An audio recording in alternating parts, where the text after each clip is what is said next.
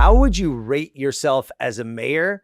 And how would you rate how you've handled all the situations that have happened in LA? Well, I don't think it would be a letter grade. I'm the kind of person that is never satisfied. So let me get this straight. LA Mayor Karen Bass takes over $1 million from two bankers that are tied to the Chinese Communist Party and then turns around and puts them on her transition team. You don't need a tinfoil hat for this one. It's all public record. It's just that some folks weren't looking, or they were too afraid to say it out loud. These two guys, Dominic Ng and Simon Peng, weren't just bankers. They have been involved with the Chinese Communist Party influence network for years, and somehow that qualifies them to help shape policy in Los Angeles. If that doesn't smell like a payback deal, a pay to play situation, I don't know what does. So let's break it down, the timeline, the money, and the uncomfortable truth that this is not a one-off. This is in the playbook when it comes to politics. Foreign influence is here and has been here for a very long time. So let's get into it. Dominic Ng and Simon Peng both are top level bankers and both have years of involvement with the Chinese Communist Party influence arm, the United Front. What's their goal? To push Beijing's agenda abroad, not through war, but by cozying up to foreign elites. Smiles on the outside, but strings being pulled underneath. Ng, for example, was a part of the Chinese Overseas Exchange Association, a group directly connected to the CCP. Peng's been photographed at multiple United Front events. We're not talking about random businessmen. These guys move in very specific circles. Now, are these men spies? No one is saying that yet, but are they trusted by a foreign regime that wants more control in the US? That's not a conspiracy, that's what they do. So how much money are we talking about here? Roughly $1 million. That's what Ng, Peng, and their affiliate banks funneled into Bass' political campaigns and a non-profit tied to her. This was right before she appointed them to her mayoral transition team back in December 2022. And that timing is just a little too perfect. Let's spell this out.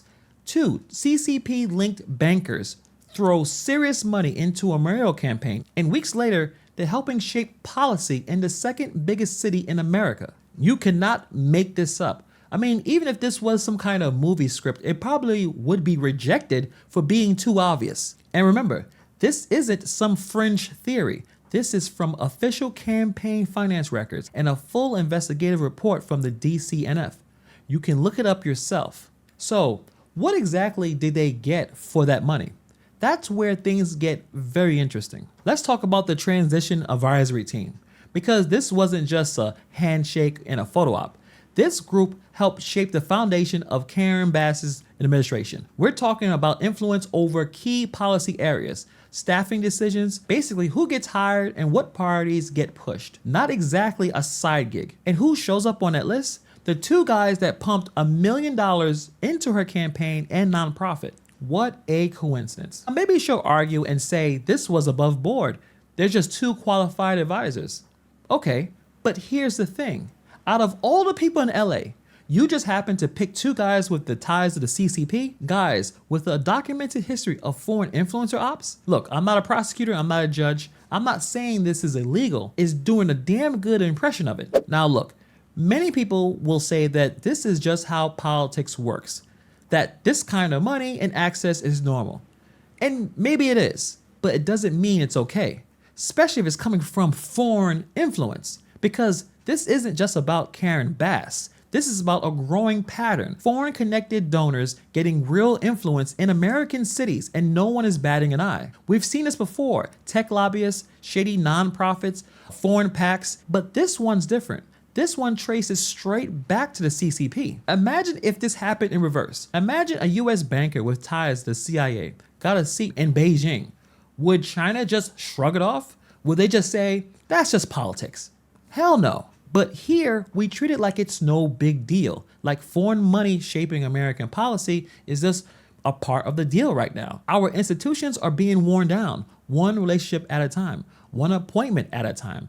And if you think that doesn't affect you, ask yourself, who's sitting in those rooms you're not allowed in, shaping policy that you have to live with? So no, this isn't just about a mayor. It's about a system. And the question we should all be asking is, who else is playing the game and who's next? Now you're probably thinking, all right, this deal looks shady, but you don't live in LA. You're probably wondering, how is she doing as a mayor? Well, let's take a quick look. Back in January, wildfires tore through the Palisades. Where was Bass? In Ghana, a trip she promised not to take. Critics say that she downplayed the fire risk and dragged her feet responding, then cut $17 million from the fire department's budget, right after the worst fire season in years.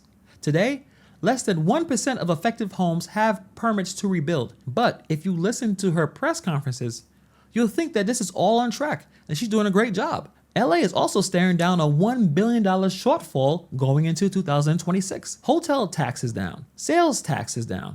Lawsuits are stacking up. Now, how Bass is going to fix this? Well, she decided to lay off 1,600 city workers. And obviously, the federal showdown when immigration raids hit LA, things got ugly fast. National Guards, Marines, mass protests. Bass called it political theater. Now, obviously, she's going head to head with Washington, even as the DOJ sued her for blocking enforcement. And then there's this crazy ICE kidnapping story. Bass shared a viral post claiming that ICE agents kidnapped an undocumented mom and forced her to self-deport. Turns out the whole thing was fabricated. I don't think she had any correction, no apology. So this is a mayor that doesn't have a great record of leadership or even doing anything that makes any sense. The pattern here is not accidental. This is who she is. But now you think this foreign influence ends with Karen Bass? Think again. This pattern of foreign linked influence isn't just in LA. It's not just California. It's creeping in everywhere. Linda Sun, I've talked about this in a video a couple of weeks ago. She worked for both Andrew Cuomo and Kathleen Hochul in New York, the chief diversity officer for the entire state, which is hilarious. Now she's under federal investigation for helping move $15 million in foreign linked cash. Much of it was tied to the CCP connected businesses. The FBI says that she may have used her political role to steer contracts and sway state policy. Some of those contracts are now under audit. And here's the issue. Her donors allegedly tied to the United Front Work Department, the same influencer network we saw in LA. They're not necessarily aiming for Congress. They're starting smaller. City council, school boards, state AGs. Easier to buy influence over there, and there's less oversight. So this isn't just about one incompetent mayor. It's about a long game, where they call that soft power, the local buy-in, and the foreign hands on the steering wheel. And unless people start speaking up, we're just handing these people the keys to that car. Let me know your thoughts in the comments below. If you've made it this far, I appreciate you. If you are interested in this content, hit the subscribe button. And if you have Instagram, follow me on Instagram. It's at Hannibal's Hungry. I'm going to try to post a little bit more than I've done in the past, obviously. Thank you for taking the time to watch this video, and I'll see you guys in the next video.